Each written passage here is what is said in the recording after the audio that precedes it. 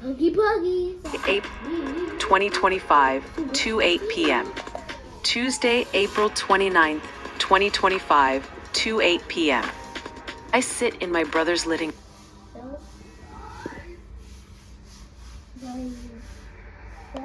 Tuesday, April 29th, 2025, 2:08 p.m. As I sit in my brother's living room, my thoughts are dominated by the urge to escape a reality I once thought was authentic, but soon realized was an illusion, much like the Matrix. At the age of 34, I am faced with the challenges of raising 5 children as an unmarried individual, lacking career interests, and having lost all material possessions. In this state, I am left with no choice but to turn to God. How did I get here? It is a common saying that we do not choose to be born, and this holds true for me. I did not ask to be born, yet I arrived in this world as Isleah Quiarra Williams on July 9th, 1990. My parents, Tashima M. Williams and Gary T. Williams, were newly married young adults when I was born. At the time, my mother was only 18 years old. I was born at Hutzel Hospital in downtown Detroit, Michigan. Although my memories from infancy are limited, I have a fairly clear recollection of my life from age 3 onwards. Throughout my childhood and adolescence, I remember my mother raising me as a single parent, with my grandmother providing consistent support and guidance. My family's history has been marked by significant hardships, particularly for my mother and grandmother, who both raised children as single parents. This phenomenon appears to have become a generational curse that has affected my family's lineage and must be addressed. My great-grandparents, who lived in the rural South during the era of slavery, worked diligently to raise 12 children on the land they owned. One of those children was my grandmother, Sarah J. Mack Slater, a truly remarkable woman. Despite the challenges she faced growing up in poverty with numerous siblings, she developed a range of skills, including vocal talents, sewing, cooking, and a strong work ethic. Although she never learned to read, she possessed a natural ability to create opportunities, prepare meals with scarce ingredients, and offer prayers that could protect, heal, and uplift. These gifts have been passed down through our family's generations and are an integral part of our DNA. Having spent her childhood in the southern United States, my grandmother was later raised by her older siblings, who, upon reaching adulthood, relocated to Newark, New Jersey, driven by a desire for new experiences. Growing up as a confident, adventurous, and strong-willed African-American woman in the 1960s and 1970s, my grandmother truly embodied the spirit of her time. And it was during this period that she had my uncle Maurice Mack and my mom Tashima. Sadly, all 3 of them have now departed. My grandmother and both her children passed away far too soon, and I will share more about their lives and tragic deaths later on. Back to Sarah J. Mack Slater. My grandmother was unlike most people. She had no patience for nonsense. She was a private person, but could be blunt and outgoing when she chose to be. While friendly isn't the first word that comes to mind when describing her, those who got to know her well understood that she was a deeply loving person. She instilled these same qualities in her children. For instance, my uncle was notorious for speaking his mind, whereas my mom was exceptionally sweet. I can only imagine how challenging life must have been for them growing up in Newark. The city was plagued by crime, gang violence, and a rampant drug epidemic during that time.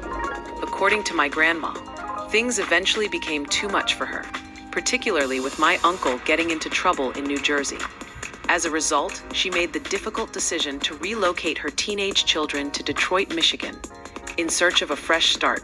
But as we all know, you can't outrun your problems. I'm uncertain about the nature of my uncle's troubles, but they were severe enough to prompt my grandmother to relocate and escape the environment. However, I'm unsure if Detroit was a better alternative, but it was part of God's plan. In the city, Sarah established new friendships, secured a new job, found new medical professionals, a new church community, and adapted to her new surroundings, effectively making Detroit her new hometown for herself and her children. Detroit is similar to other urban cities, featuring a wide array of recreational destinations, as well as areas that are best avoided after a certain hour or when daylight fades. The city is distinguished by its picturesque scenery, historic landmarks, buildings, and residences that once housed famous celebrities. Detroit is also recognized for its exceptional restaurants, churches that serve the community, parks that create lasting memories with family, museums, and more. Nonetheless, the city faces challenges like corruption, crime, and racism, which can lead to associations with undesirable groups. To reiterate, transitioning from one location to another does not ensure freedom from comparable experiences. Occasionally, a spirit or curse may follow, requiring resolution to achieve tranquility. Moving forward, let's shift our focus to my mother, Tashima M. Williams.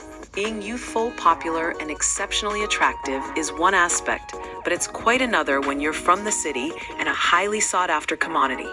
My mother was a newcomer to the Detroit streets at the tender age of 16. She was a young and talented individual who could sing with the voice of an angel, with the physique of a goddess, golden brown skin, and an irresistible presence. She was a standout.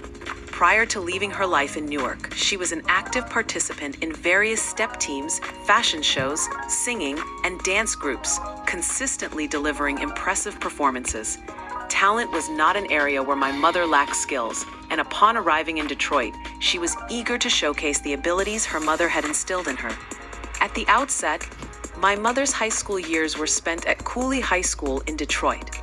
After moving to the city, she rapidly established a strong social network. Given her intellectual and stylish nature, she naturally became part of the school's popular clique. The anecdotes she shared about her teenage adventures highlighted her dynamic and daring personality. While relocating to a new state presented certain difficulties, including periodic episodes of homesickness, she adjusted to her new environment with remarkable agility. After a few months, she was in there like swimwear. And of course, a young tenderoni like herself caught the eyes of many men. The precise details of my parents' initial meeting are unknown to me, but it is apparent that their encounter ultimately led to my conception. My mom had just moved to Michigan at the age of 16, yet she was married to my father and pregnant with me by the time she turned 18. I'm not sure if it was love at first sight or teenage hormones that took over, but on July 9th, 1990, a star was born. Me, Isleah Quiarra Williams, and I'm ready to tell my story. Allow me to reintroduce myself. Y'all can call me Leah. This is my digital diary, and from here on out, I'll be talking the way that I talk in real life. I may curse, I may talk a little ghetto, but if you want to know my story, you'll follow along just fine. Lace up your shoes and grab your water. I'm about to take you on an adventure. Growing up in the 1990s was a unique experience. I had a typical childhood for a young African-American kid growing up in a single-parent household in an urban neighborhood, with my mother as the primary caregiver. While life was not always easy, I have fond memories of my childhood. I recall spending most of my time with my mother, who was not only my parent, but also my closest friend. We shared deep conversations on various topics, and I appreciated her youthful energy, which often led people to mistake her for my older sister. Whenever my mother attended events, my younger brother Denzel and I were always by her side. As the firstborn, I am 3 years older than Denzel, and we have different fathers, which suggests that my parents' marriage was short-lived. Denzel was born a month before I turned 3 years old. As stated earlier, I can remember a larger percentage of my childhood and adulthood from about the age of 3 until this very moment. Today is May 1st, 2025, by the way, and it's currently 11:52 a.m. here in Detroit, Michigan. I'm again 34 years old, as I write this daily entry. Anyways, back to the story. I remember my mom bringing my brother home from the hospital. He was born prematurely, so he was hospitalized for a few months after delivery. He was in an infant incubator in NICU, Neonatal Intensive Care Unit, until he gained enough weight and his organs developed enough for him to come home. My mother and I would go up to the hospital to visit him, and I was happy for him to be free. At the time of my brother's birth, we were living with Denzel's father. For respect of his privacy, I won't mention his name. My mother was 21 years old at this time, and she was now with 2 children. I loved my mother and my baby brother, but I despised his dad. I hated living with him. He was so mean to me, and he wasn't in love with my mom.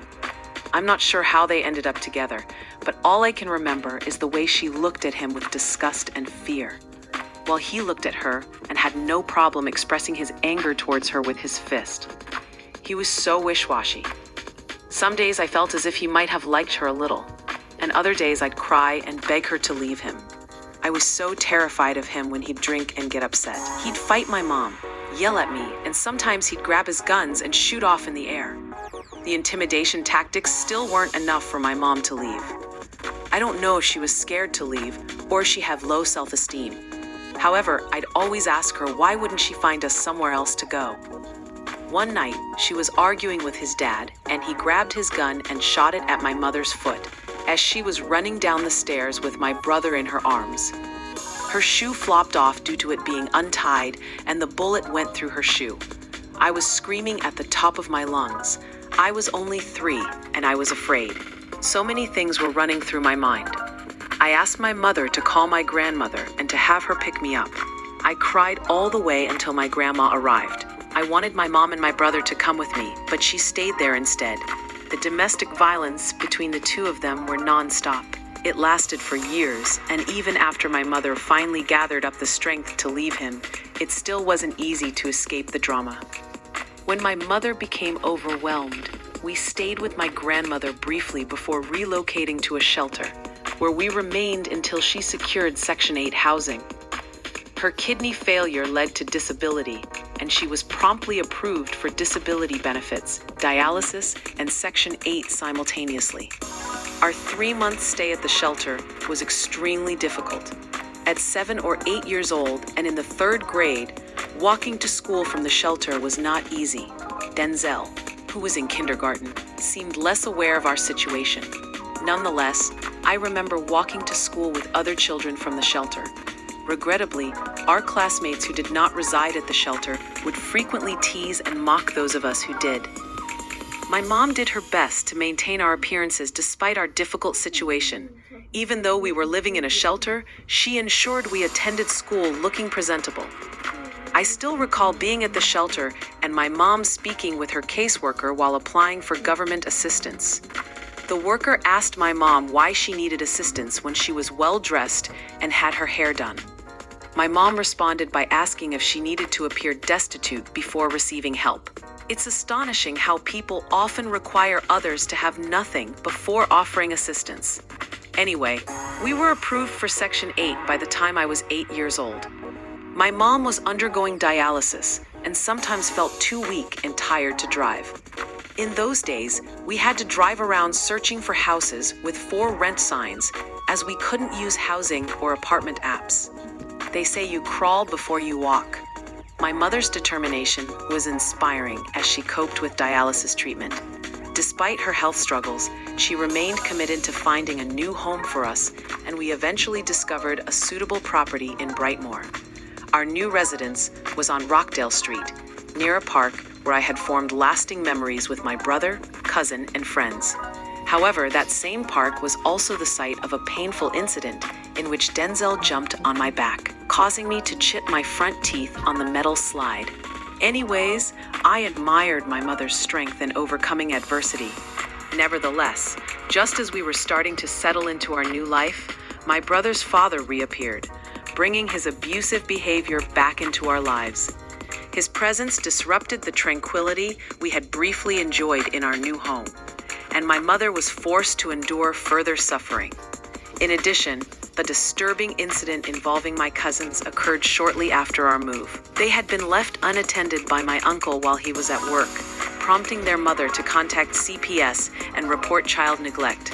As a result, my cousins were taken to a police station, and my mother had to act quickly to prevent them from being placed in foster care. It was as if we couldn't win for losing. No matter how hard my mom tried to make life better for us, shit just kept happening. Talk about a generational curse.